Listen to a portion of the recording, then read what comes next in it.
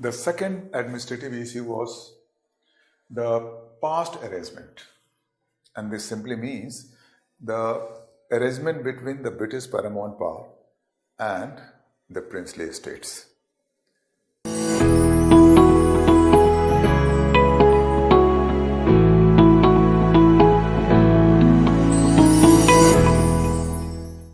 Hello Civil Services aspirants.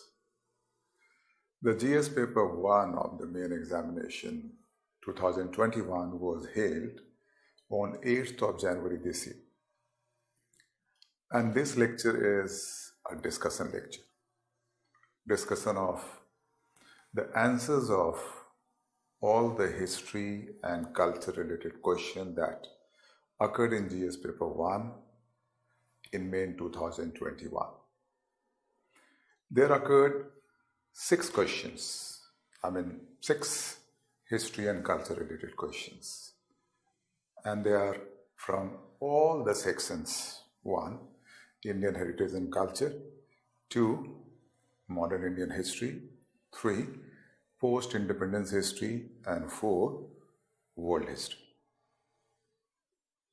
I would be discussing all of them one by one. I am hopeful that this lecture would be giving a broad idea to those who have written main examination this year as regards how they have performed. And this lecture would be giving a broad idea to those who would be writing exams in the subsequent years as regards how to identify the themes involved in the question and how to produce a standard answer format. So take a look. One by one, I'm going to throw light on the themes and the answers of each history and culture related question that has occurred in GS paper 1 in this year, that is main examination 2021.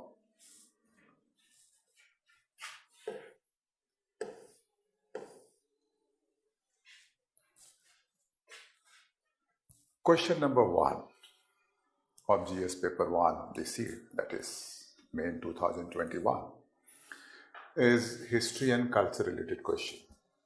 The question is, evaluate the nature of the Bhakti literature and its contribution to Indian culture.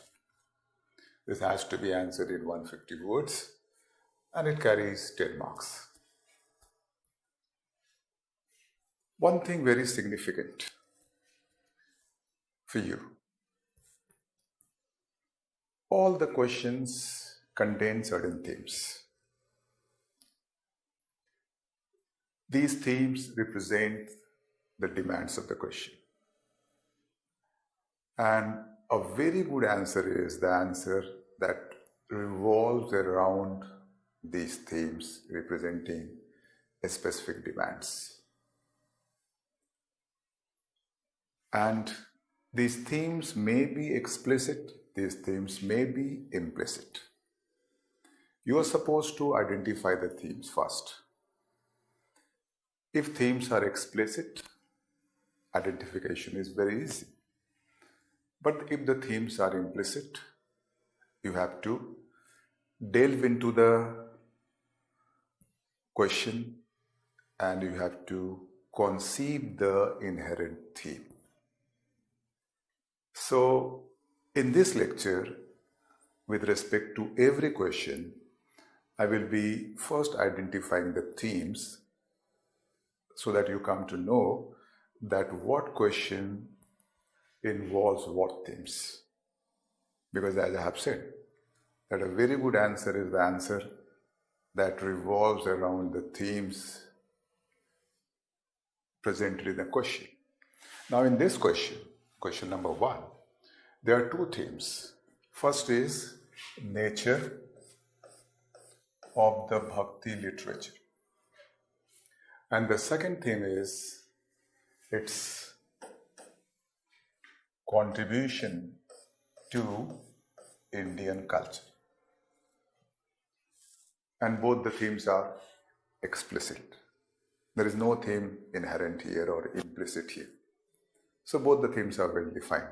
So it's very simple to identify. Now, the whole focus in writing answer must be writing on these two themes without going astray, without any deviation. So, the first theme, nature of the Bhakti literature. I give you the specific points. Bhakti literature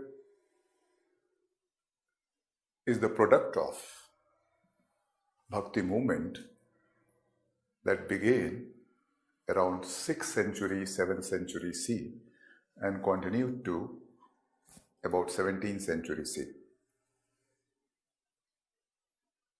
This literature is the product of the writings by Bhakti saints, poets and philosophers. Bhakti literature is in vernaculars or the regional languages. And this literature is Vaishnavite, such as writings of Mirabai, Surdas.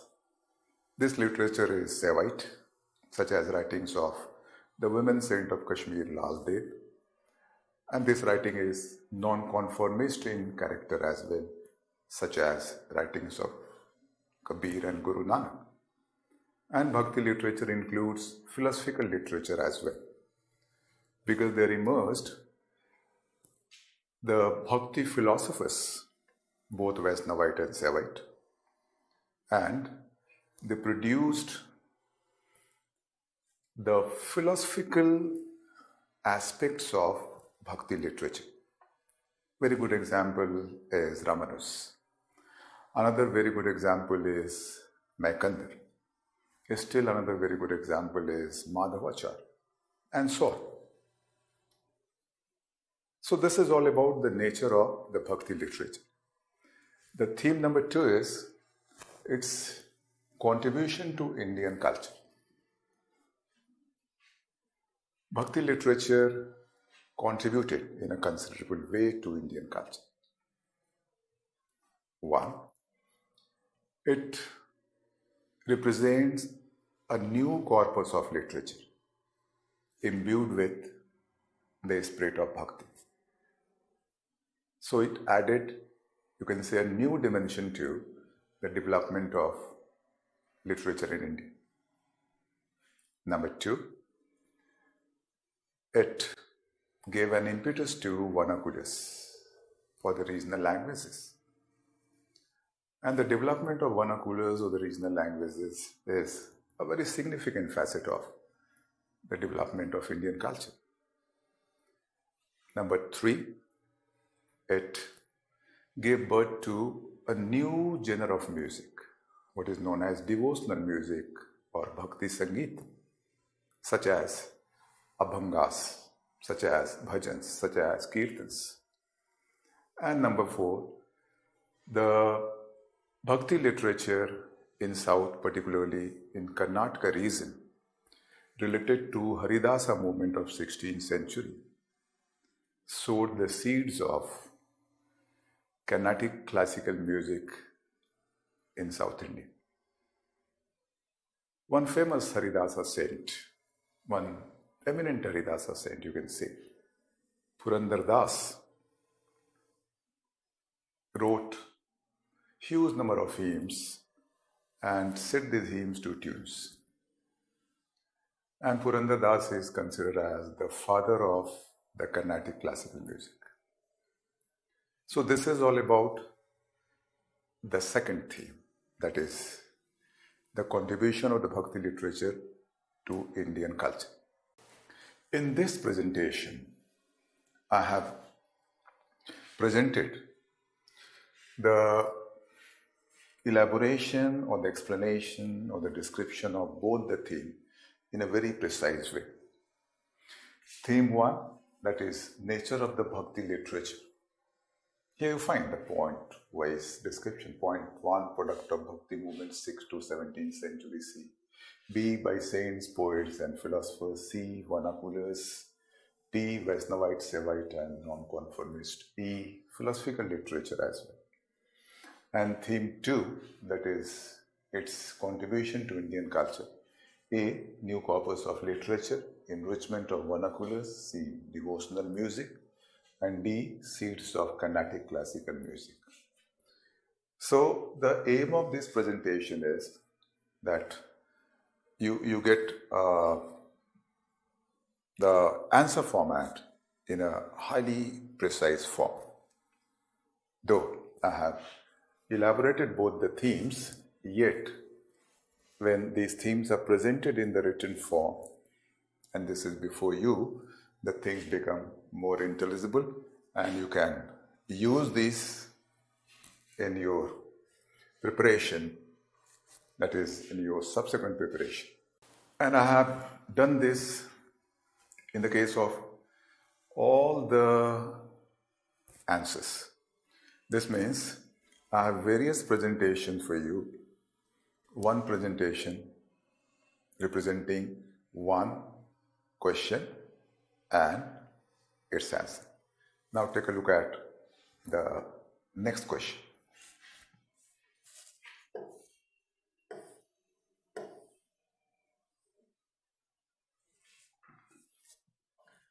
This is question number 2 of GS paper 1, and this is also history and culture related. The question is, trace the rise and growth of socio-religious reform movements with a special reference to Young Bengal and Brahmo Samaj. The first question, what I have discussed, is related to the section Indian Heritage and Culture. The question number 2 is related to the section Modern Indian History. Now let's identify the themes here. Here, again there are two themes. First is rise and growth of socio-religious reform movements.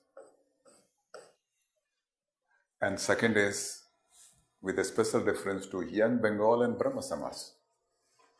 And since two socio-religious reform movements are mentioned here, so these two represent in fact two themes. So the second broad theme should be split into two sub-themes. So accordingly we can say that in this question you have three themes. First, rise and growth of socio-religious reform movement. 2, Young Bengal movement. And 3, Brahmo Samaj. And the demand is 150 words and it carries 10 marks. Accordingly, I have presented here the explanation of the theme. Theme 1, Theme 2. I am shortening it for greater visibility. So, Theme 1 is rise and growth of socio-religious reforms movement. And here you find the points. A, ideological cultural struggle. B, 1820s onwards. C, characterized by progressive ideas in general. D, Renaissance. So, the socio-religious reforms movement emerged in early 19th century, beginning 1820s. And its main phase is 19th century. And sometimes it is known as 19th century Renaissance as well. In general, these movements were characterized by progressive ideas like humanism, egalitarianism, rationalism, focus on education, a focus on women's rights, women's plight, etc., etc.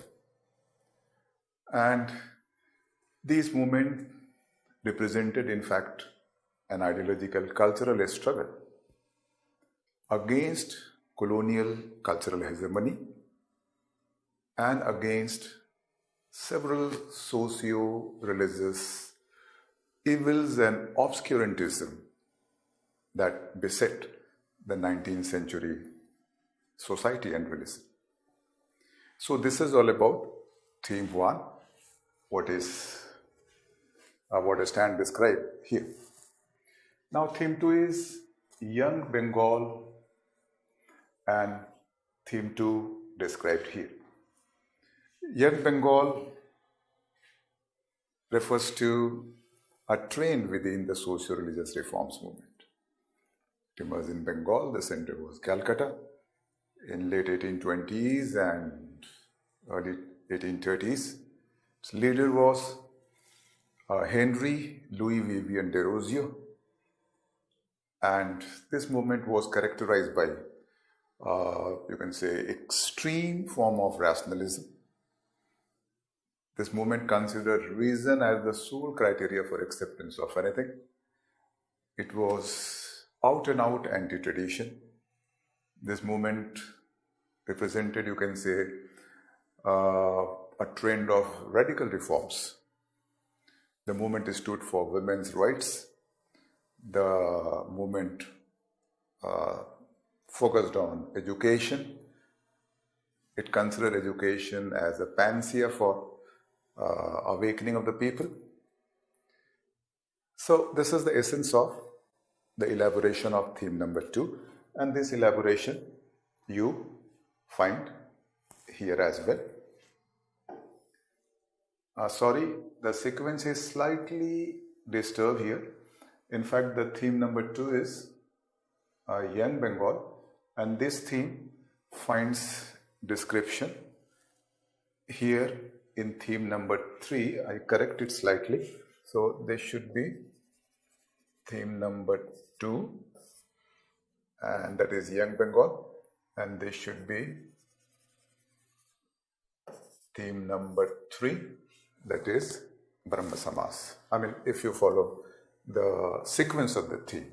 So the sequence is first, rise and growth of socio-religious reform movement, second, Young Bengal, and third, Brahmo Samaj. Now I am throwing light on theme 3, that is Brahmo Samaj. And theme 3 is here. There is a description of theme 3. So Brahmo Samaj, as you know, it was a movement whose founder was Raja Ram Mohan Roy. This movement also emerged in 1820s, and this movement was characterized by rationalism, egalitarianism, humanism. It focused on monotheism, and it focused on the improvement of the plight of women. It focused on women's rights. It raised certain issues like women's education, like abolition of Sati, miserable plight of the widows. Besides, this movement was anti-polygamy. And in the field of religion, it stood for monotheism, that is, belief in one God, and it raised a voice against the idol worship. So this is the third thing, that is all about Brahmo Samaj. So now consider the question: trace the rise and growth of socio-religious reform movement with a special reference to Young Bengal and Brahmo Samaj. So your approach should be here, starting with tracing the rise and growth and introducing socio-religious reform, that is theme number 1, then shifting to Young Bengal, that is theme number 2, and finally shifting to Brahmo Samaj, that is theme number 3. And when you shift to Young Bengal and Brahmo Samaj, your focus should be the proper and very specific description of Young Bengal and Brahmo Samaj. One more thing very, very important here, that sometimes the question appears to be easy, and the aspirants think that the general answer would be serving the purpose. Even question 1, take a look again.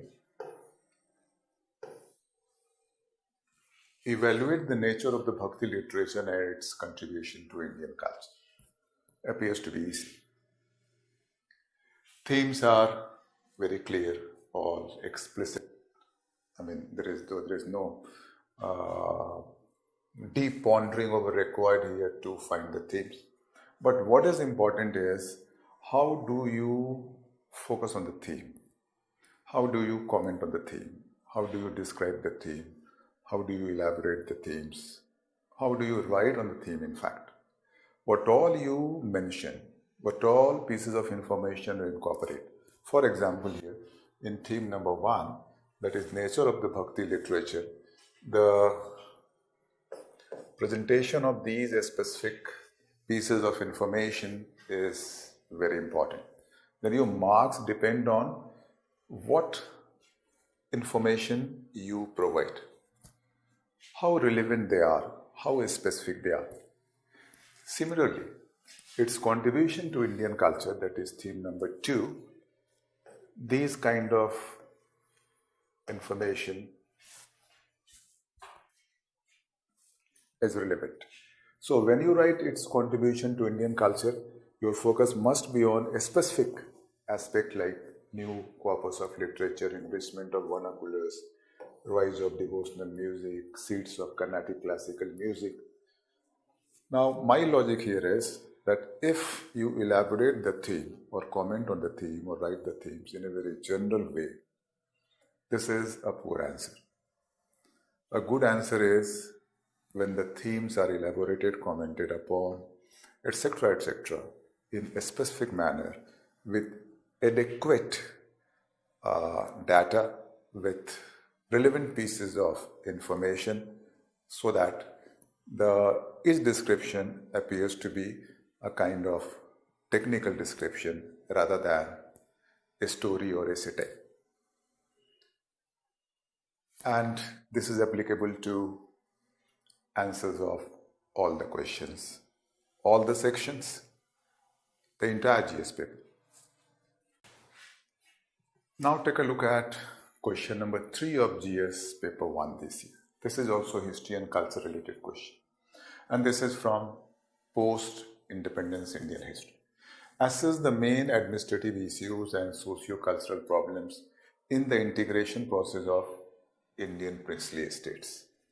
Let's identify the themes here. So first theme here is integration process of Indian princely estates. Sometimes what is important that you have to identify the themes at the same time you have to identify the themes in sequence as well, because accordingly you have to write the answer.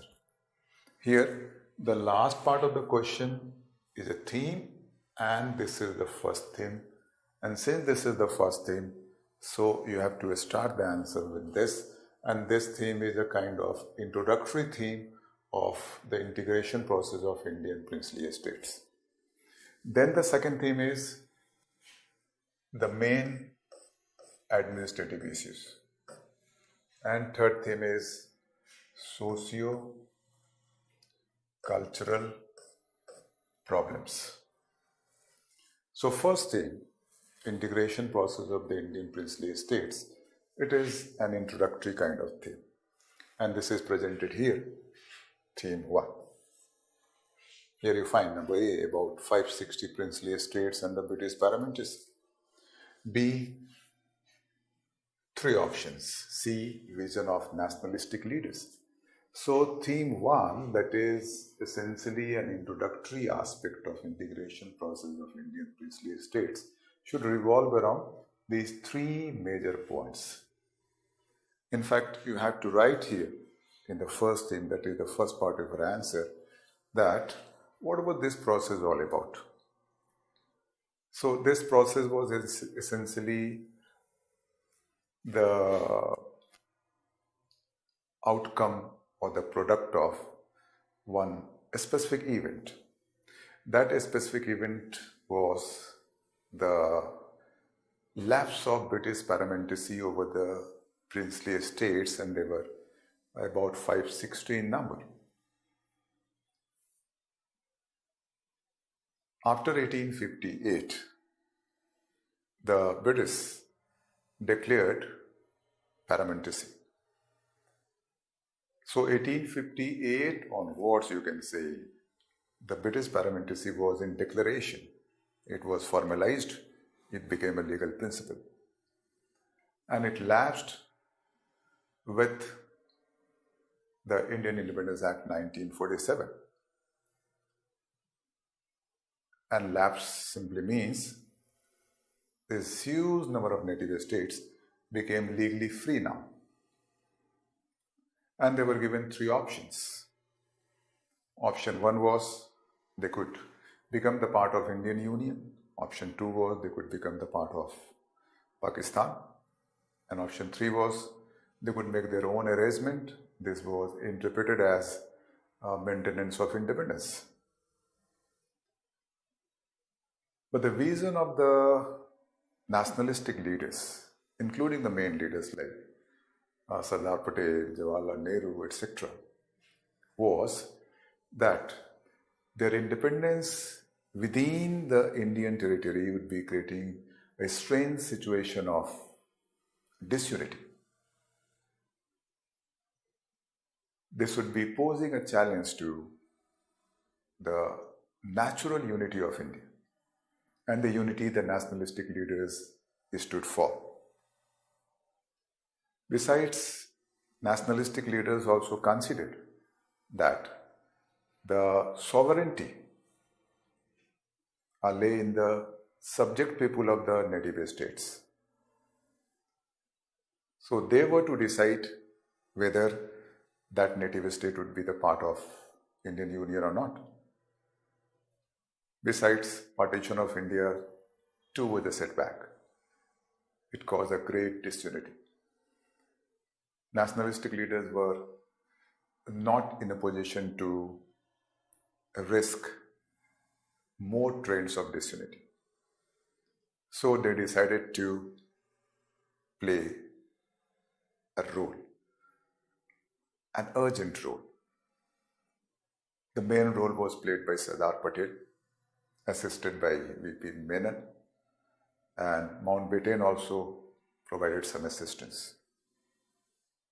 So what was this role? This role was to start negotiation, to pursue some specific diplomacy, even to use force whenever possible, though it was rarely used, to integrate all the native states that fell under the geographical contiguity of Indian Union, because geographical contiguity was a basic principle presented by Mountbatten. So the integration process of princely states simply referred to the integration of a large number of princely states or native states that had become legally free after the lapse of British Paramountcy. So this kind of introduction, though I have stressed this slightly, I think this much long may not be necessary. So precise points are there, and that is in theme 1. Now theme 2 is the main administrative issues, and that is elaborated here. So the main administrative issues were: number A, surrender of subjects. In fact, during the British time, these princely estates were the rulers, but were not sovereign, because sovereignty lay in the British. So they had power over several subjects, but 3 subjects: defense, foreign affairs, and communication, were virtually under the British paramount power. So one main administrative issue was that what subject they would be surrendering. They would be becoming the part of Indian Union on the basis of surrender of what subjects. And finally it was decided, and this was suggested by Mountbatten himself, that the 3 subjects on which virtually they had no power even during the British rule should be the basis. Means on the basis of surrendering these 3 subjects, they could become the part of Indian Union. Sardar Patel accepted this, but at the same time he wanted a promise from Mountbatten that he would be ensuring a full basket of apples, and full basket of apples here means all the native states within the geographical contiguity of Indian Union to be the part of Indian Union by 15th of August 1947. The second administrative issue was the past arrangement, and this simply means the arrangement between the British Paramount power and the princely estates. They had certain treaties and alliances and agreements between them, and they had a specific arrangement of administrative affairs. So this was also a major issue, and nationalist leaders were concerned with creation of a broad framework under which a new arrangement would take form, and that would be replacing the old one or the past one. And third one is transformation into viable politico-administrative units.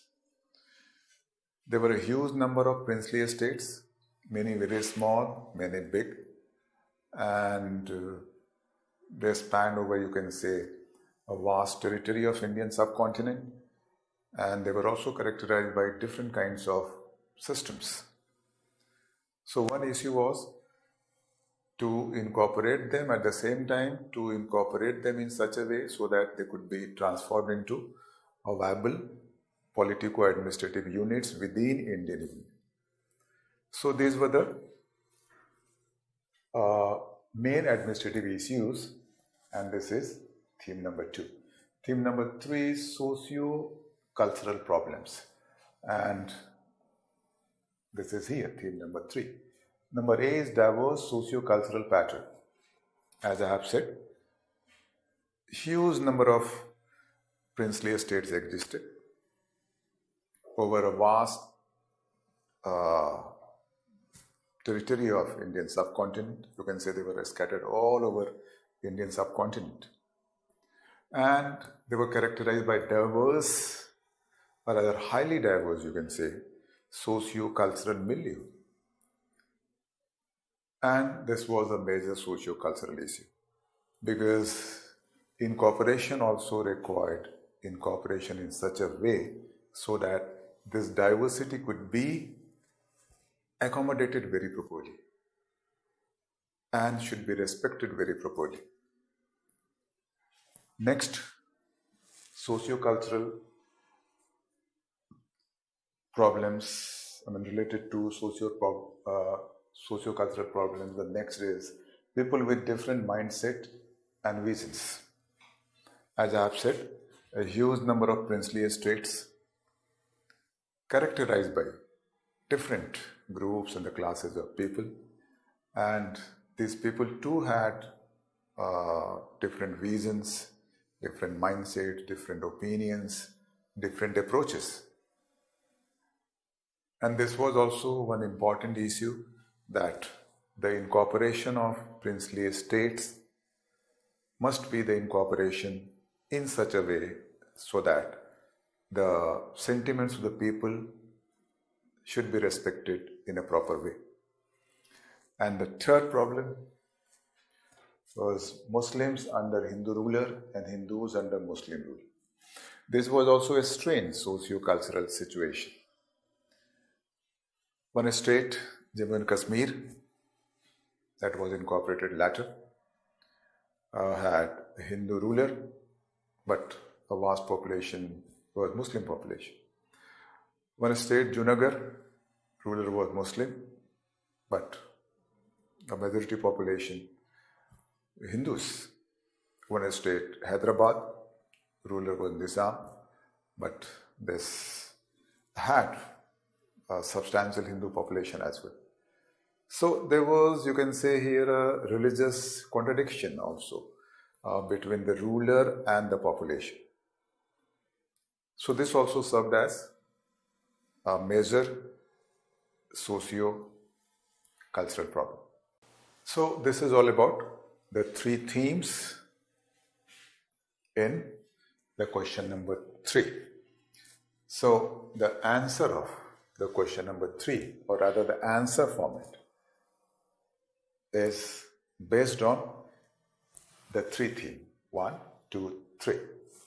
So the answer format represents 3 broad parts here. Now I'm shifting to next question.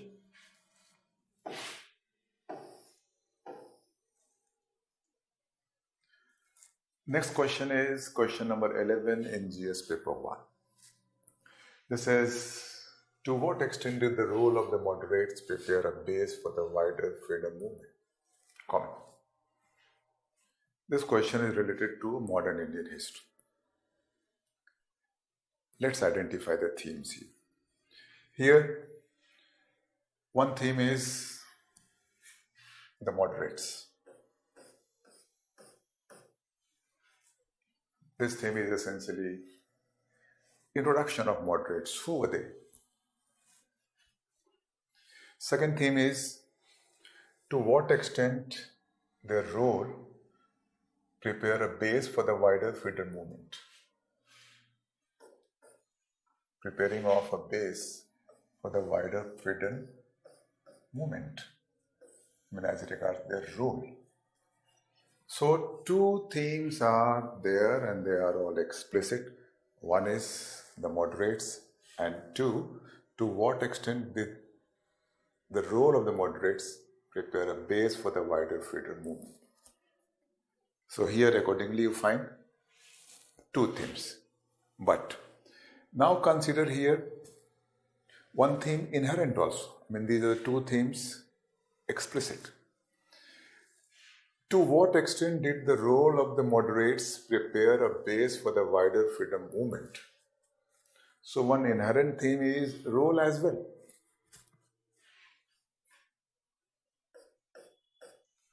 Now you will have to consider the sequence of the theme as well, because accordingly you will have to write the answer. If you don't follow the sequence, the whole answer becomes haphazard. So look at the sequence. So moderates represent theme 1. Role represent theme 2. And to what extent their role prepare the base for the wider freedom movement. Base for the wider freedom movement. This is theme number 3. So 2 are quite explicit, but one inherent is also there. Because this inherent theme is very, very significant here.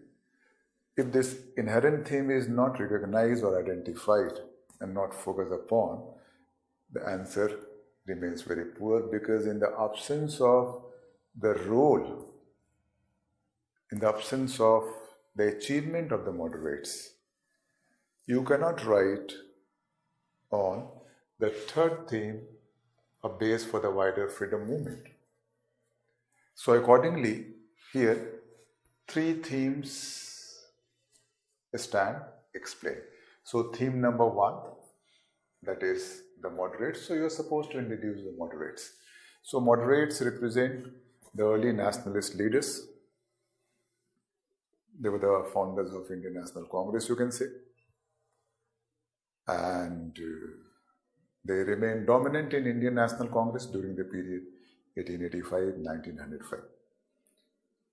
This is a highly precise way to throw light on the theme number 1, that is the moderates. Now theme number 2 is the role. This role is related to their achievements as well. What role did they play? 1. They played a role in promoting Indian nationalism.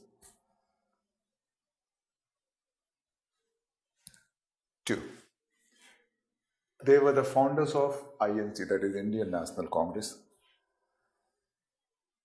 And with INC began Indian National Movement. INC represent pan-India nationalist political forum. C, they presented economic critic. And when I say they, this means some of them like R.C. Dutt, M.G. Ranade, Gopal Krishna Gokhale, G.V. Joshi, and most significantly, Dadabhai Naoroji. Economic critique refers to an economic analysis of the British policies and their impact, their adverse impact on India. Besides, economic critique also included their suggestions for improvement.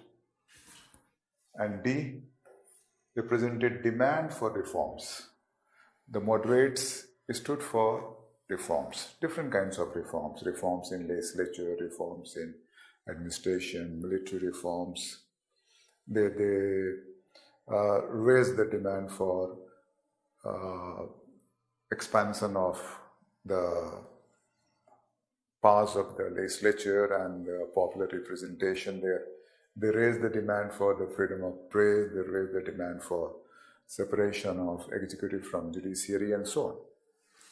And is pan-India political agitation.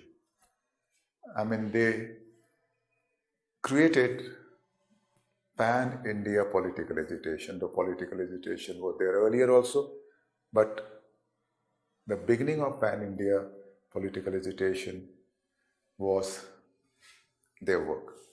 And last, they gave rise to nationalistic politics.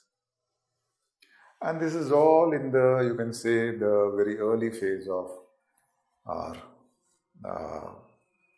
struggle for independence, or the political agitation representing a demand for the development of India. So point number A to F constitute their role and achievement. So this is all about theme 2. And theme 3 is to what extent they prepare base for the wider freedom movement. So that is theme number 3. And in theme number 3, I have mentioned 2 points. A, certain limitation. B, laid foundation of subsequent wider movement. So you have to elaborate these 2 major points. So there are several criticisms of the moderates, that they could not achieve anything concrete. Most of their demands couldn't be fulfilled. Their strategy, their approaches were criticized, considered as a begging approach, and so on. But we have to consider their role in the light of the colonial conditions, and that too in the very early phase of such early phase of political agitation. So in the colonial conditions, in the early phase, such role was important and praiseworthy. And in the light of this role, what I have discussed just now, it is considered that they laid the foundation, and rather a strong foundation of a larger and a wider freedom struggle in the future. They laid the foundation for the nationalistic struggle of the extremists. They also laid the foundation for the nationalistic struggle of Mahatma Gandhi as well. So this is theme number 3. So the answer of this question represent 3 broad parts dealing with 3 broad themes. Now I am going to throw light on question number next. That is question number 12 in GS paper 1. Bring out the constructive programs of Mahatma Gandhi during non-cooperation movement and civil disobedience movement. Demand is 250 words and it carries 15 marks. This question is also from the section Modern Indian History. Let's identify the themes here. Here the first theme is the constructive program of Mahatma Gandhi. And the second theme is constructive program during non-cooperation movement and civil disobedience movement. This means In this question, you find two broad themes, and both are explicit. First theme, that is constructive programs of Mahatma Gandhi, is a kind of introductory theme. And the second theme is related to two great mass movements under Gandhian leadership. Among the three, the third one being the Quit India movement in 1942. So take a look at the answer of theme 1. So theme 1, as I have said, is introductory theme that is related to constructive program of Mahatma Gandhi. So constructive program of Mahatma Gandhi was a comprehensive socio-economic program. It had many components like communal harmony, village industry, village sanitation, health and hygiene, removal of untouchability, Harijan upliftment of women, and so on. Mahatma Gandhi considered this a non-violent way to attain Purna Swaraj or complete independence. It was meant for people's empowerment. And Mahatma Gandhi made it an indispensable aspect of his freedom struggle based on mass movement. So this is all about the theme number 1, and here you find the points. A. Comprehensive socio-economic program. B. Non-violent and truthful way of winning Purna Swaraj. C. People empowerment. D. Essential part of Gandhian mass movement. And theme number 2 is that what components of constructive program were there during non-cooperation movement and civil disobedience movement. So this is the theme number 2. And in theme number 2, you find two mass movements are involved. One is non-cooperation, second is civil disobedience. So naturally, you are supposed to mention them as well. So that's why the A is NCM 1920-22, CDM 1930-34. This means here you are supposed to mention that non-cooperation movement 1920-22 and civil disobedience movement 1930-34 were the two great mass movements being the part of Indian national movement under Gandhian leadership. And after that, you have to mention the various components of the constructive program, what we find during these two movements. So let's have a look. B. So with B begins the various components of the constructive program during non-cooperation and civil disobedience movement. So one is removal of untouchability, that is B. And this is also linked with the upliftment of Harijans. He gave a new name to untouchables, Harijan. Harijan, that is the people of God. And he showed considerable concern for the upliftment of the Harijans in different ways, and he considered untouchability a great sin, and he took a vow to destroy this. C. Next component, communal unity. And a very significant aspect of communal unity was Hindu-Muslim unity, what he focused during non-cooperation movement. And non-cooperation movement was basically Khilafat non-cooperation movement. It rested on Khilafat unity, and that was essentially a unity between Hindus and Muslims in broader nationalistic struggle. And this represented, you can say, a joint front in non-cooperation movement. And D represent next component, that is national education. Mahatma Gandhi focused on promotion of national educational institution, establishment of national schools for national education. E is spinning, and he considered spinning as a powerful tool for self-help and for self-reliance. And the symbol of spinning, charkha,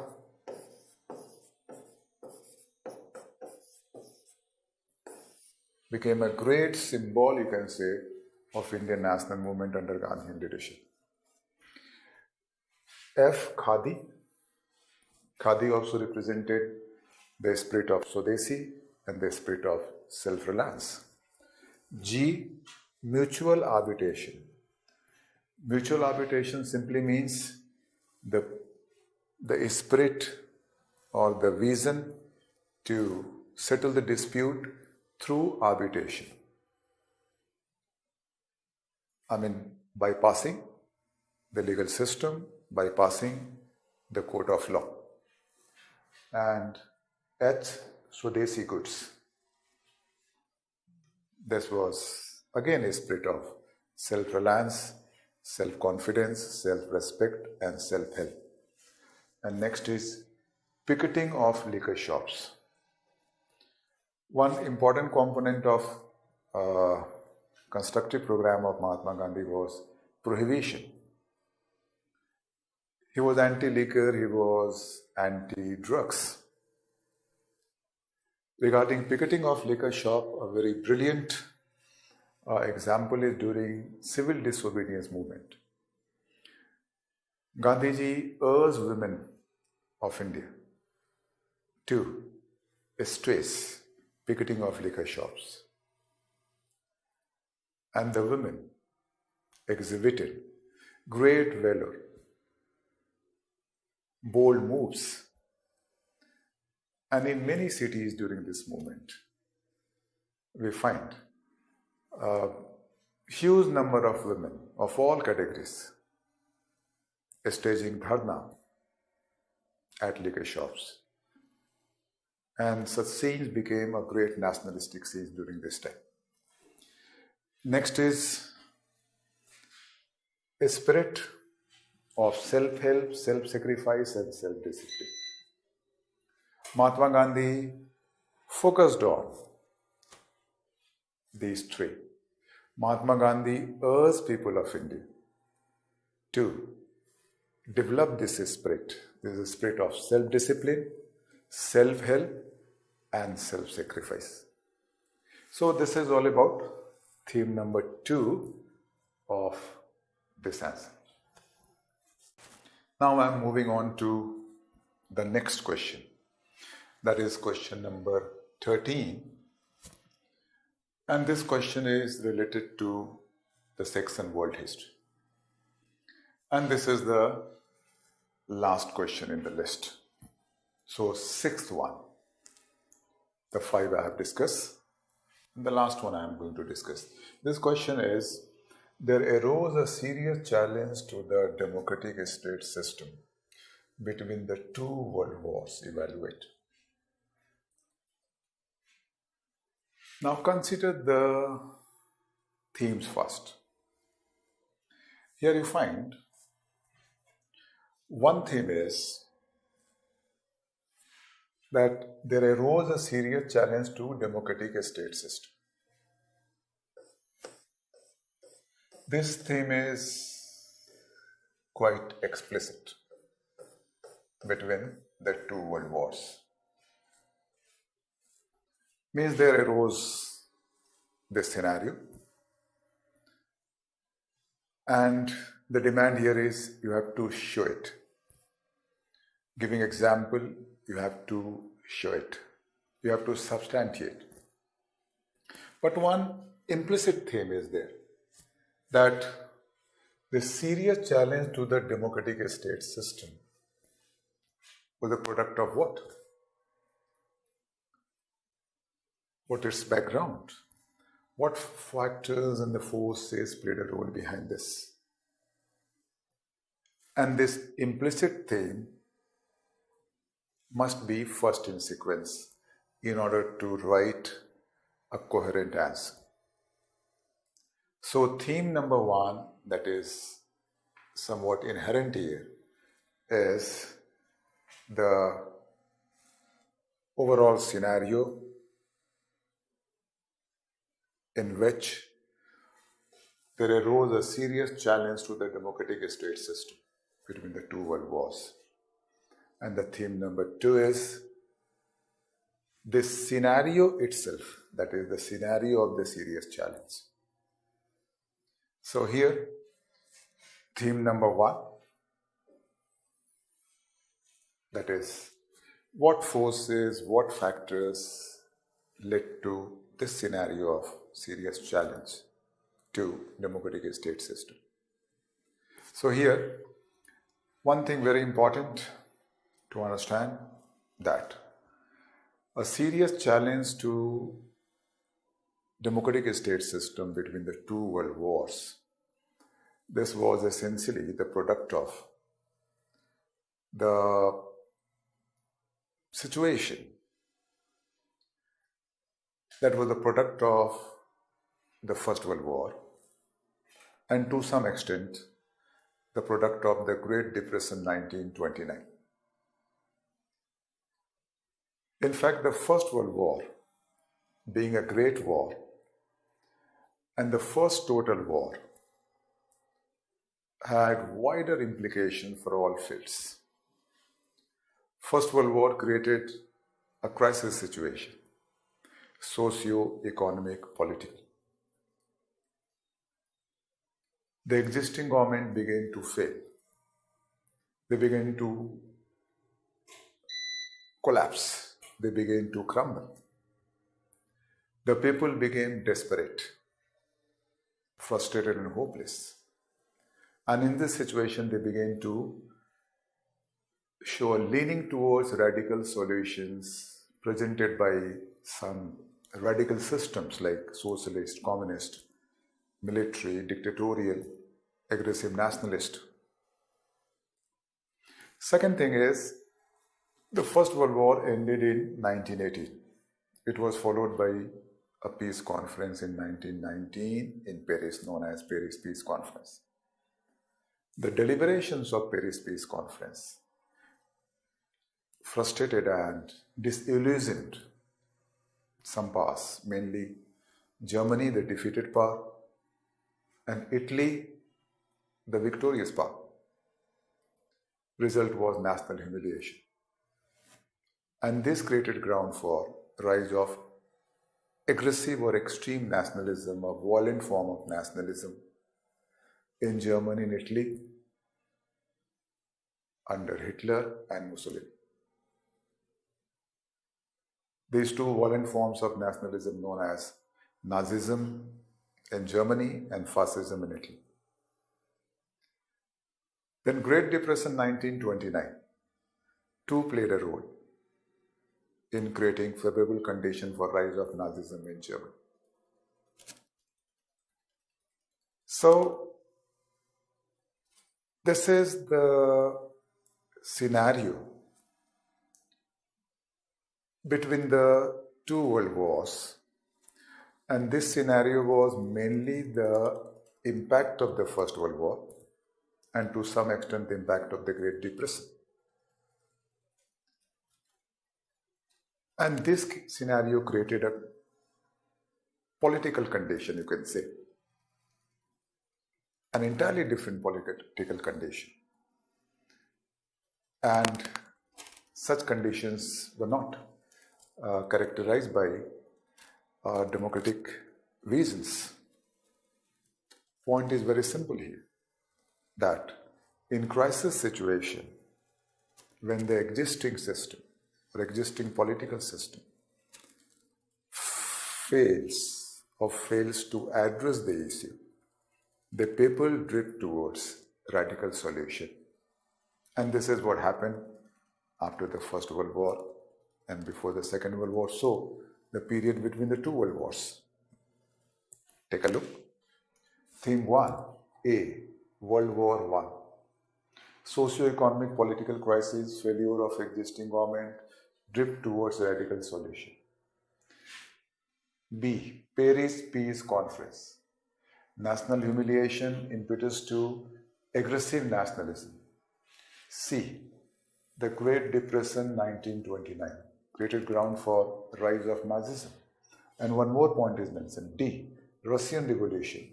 Russian Revolution 1917 in immediate context was also the result of the product of the crisis created by First World War. And Russian Revolution 1917 refers to two revolutions. One that ended the rule of Tsar, that is in February-March, and two that gave rise to Communist Russia, later USSR, that is October-November. This October-November revolution is also known as Socialist Revolution, also known as Bolshevik Revolution, that was under the leadership of Lenin.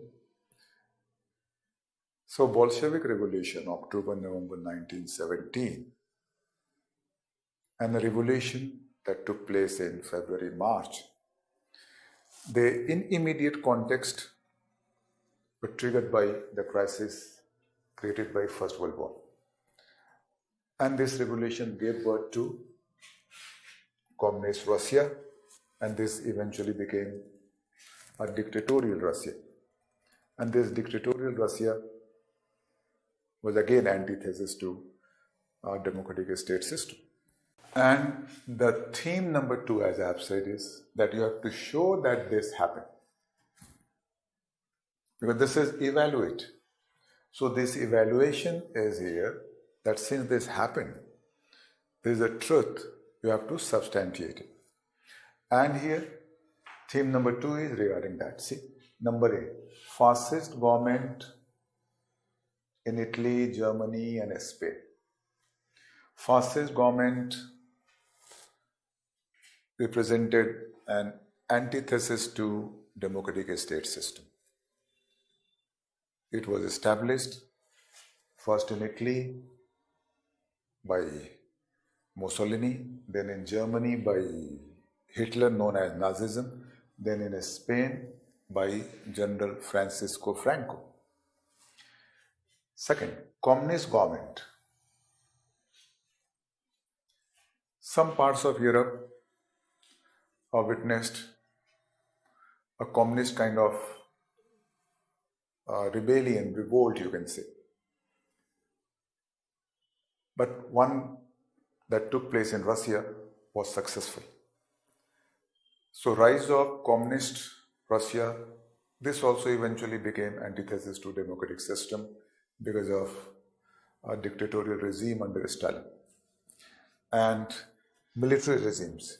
In many parts of Europe, military regimes emerge and military dictators emerge. Now, if you consider A, B, and C, then you find that there arose a serious challenge to the democratic state system between the two world wars. This is what we are showing. And last point is D, US, UK, and France. What is this point all about? This point is very significant point, that during the period that is between the two world wars, if you consider democratic system in major countries, this is visible in only 3 major countries, that is United States, United Kingdom, and France. So these were the only 3 major countries where there existed democratic state system. And the rest of the Europe was confronted with, you can say, political crisis scenario.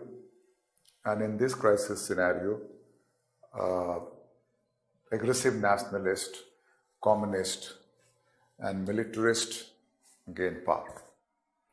So this is all about the theme number 2. So The answer of this question, that is question number 13, represent two broad parts dealing with two themes. Good study.